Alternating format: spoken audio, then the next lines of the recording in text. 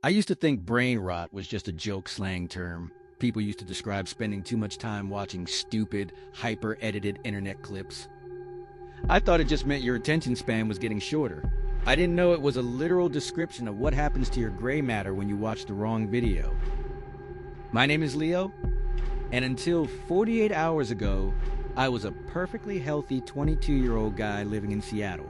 Now I'm locking myself inside a motel room, wrapping my head in heavy layers of duct tape because I can't trust my own eyes anymore. It started like any other sleepless night. It was roughly 3:30 a.m., and I was deep into an infinite scroll on my phone. My feed was flooded with those hyper-stimulating, deep-fried videos. The ones where a random movie clip plays on the top half of the screen while a brightly colored mobile game or a soap-cutting video plays on the bottom to keep your eyes glued. They're designed by algorithms to forcefully hijack your dopamine receptors. You don't even think, you just watch and swipe. Watch and swipe. Then, I came across a video that felt different. The top half was an old black and white cartoon from the 1930s, playing on a loop. The characters were dancing in a jerky, unnatural rhythm. The bottom half of the screen was just a massive, high-definition digital clock counting down from 60 seconds. There was no music.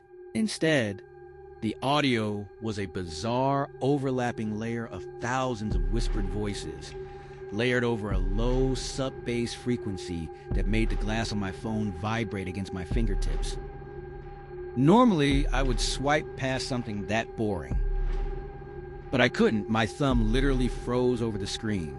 The combination of the jerky cartoon and the rhythmic countdown felt like an invisible hook pulling directly on my brainstem. I stared at the screen, completely paralyzed, watching the seconds tick away. 50, 40, 30. As the clock hit 15, the whispered voices in the audio suddenly stopped. The sub-bass frequency intensified, growing so loud that my ears began to ring violently. The cartoon characters stopped dancing. They turned toward the screen, their animated eyes widening into pitch-black circles, and they pointed their rubbery fingers directly at me. The clock hit 0. The screen flashed bright white, and my phone instantly shut down, completely dead. I sat there in the pitch darkness of my bedroom, gasping for air, my heart hammering against my ribs like a trapped bird. My head throbbed with a blinding, white-hot migraine right behind my eyes. I tossed the dead phone onto the nightstand, rubbed my temples, and forced myself to close my eyes, trying to sleep off the headache. That's when I realized the video hadn't ended. Even with my eyelids tightly closed, I could still see the cartoon characters. They weren't a faint afterimage or a visual trick left behind by the bright screen. They were perfectly crisp, vibrant, and moving behind my closed eyelids. They were dancing in that same jerky, erratic rhythm right against the back of my eyes. And the worst part? They were closer now. Panicking. I snapped my eyes open. The dark room rushed back into view. I breathed a sigh of relief, thinking it was over. But then I looked at the wall across from my bed. The shadows cast by my clothes rack weren't static. They were moving. The shadow on the wall was dancing, jerking its limbs at impossible bone-breaking angles, perfectly mimicking the dance of the 1930s cartoon characters.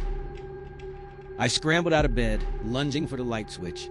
I flipped it on, flooding the room with light. The shadow disappeared. I thought I was safe.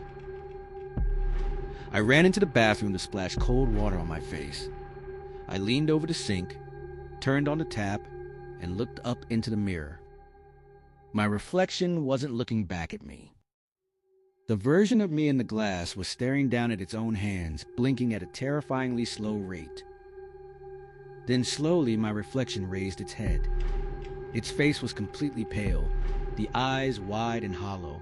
It looked directly at me, and its mouth stretched into a jagged, unnatural grin that went from ear to ear.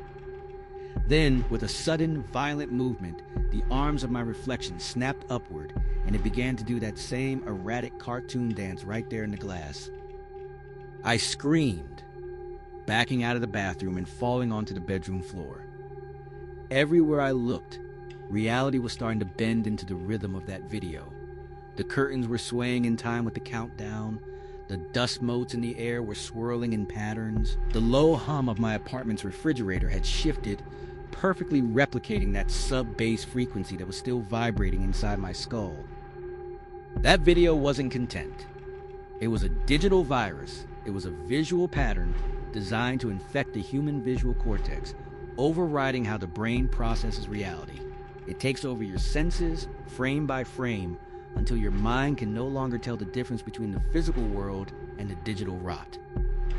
I left my apartment, my phone, and everything I owned. I've been hiding in this cheap motel for 24 hours, but it's getting worse. Every time I blink, the cartoon characters behind my eyelids are larger, taking up more of my vision. I can feel the rhythm taking over my hands. My fingers are twitching, trying to mimic the dance on their own. I'm losing control of my own body. I'm writing this on an old analog typewriter I found in the motel lobby. If you are reading this, please listen to me. The next time you are scrolling late at night and your thumb freezes on a video that feels just a little too mesmerizing, throw your phone out the window. Don't look at the screen. Because once the countdown reaches 0, you don't watch the brain rot anymore. The brain rot watches you. If this story made you think twice about your late night scrolling habits, make sure to drop a like and share it with your friends.